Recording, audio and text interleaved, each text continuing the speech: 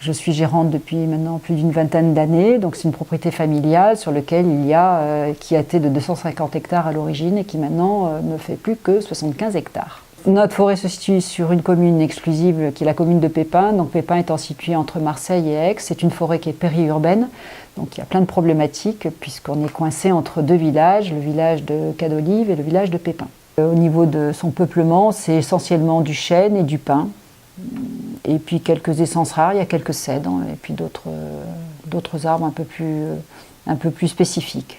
Alors au niveau de la gestion forestière, donc, ces bois sont donc regroupés dans le cadre d'un groupement forestier qui a été créé à l'époque par mon grand-père en 81. On en est, on va dire malheureusement, à la troisième génération, puisque la première génération c'était un propriétaire unique qui gérait sa forêt, qui se promenait à cheval et qui gérait correctement la forêt.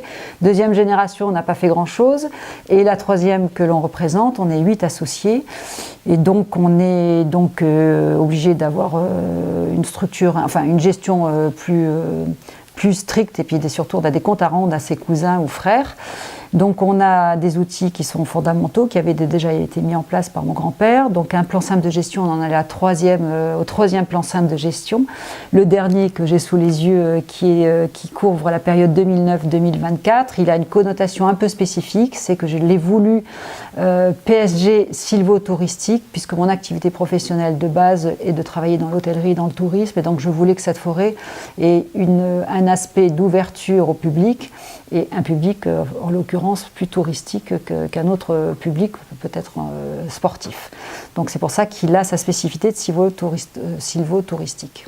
Alors, en termes d'activité, on a quand même une problématique importante, c'est que l'ensemble de la propriété est en espace boisé classé, donc on ne peut pas faire n'importe quoi à part de la sylviculture.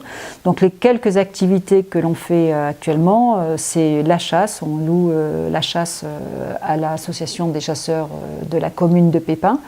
Et en dehors de la période de chasse, notre objectif c'était de faire quelques activités d'accueil en forêt ponctuelles. Qui sont de la randonnée, qui pourraient être du tir à l'arc, mais pour pouvoir faire tout cela, il faut effectivement avoir un bâti. Donc c'est pour ça que pendant 10 ans, j'ai lutté pour déposer un permis de maison forestière et d'écogite, que j'ai obtenu d'ailleurs l'année dernière.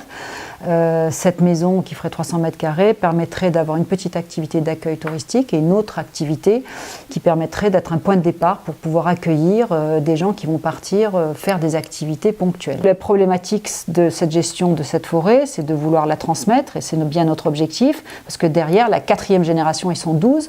Donc il faut bien arriver à ce que cette forêt soit d'une part, je dirais pas, l'objectif n'est pas qu'elle soit rentable, mais qu'elle ne coûte rien. Donc il faut quand même arriver à mettre en place des activités qui permettent d'avoir quelques sources de revenus pour pouvoir l'entretenir.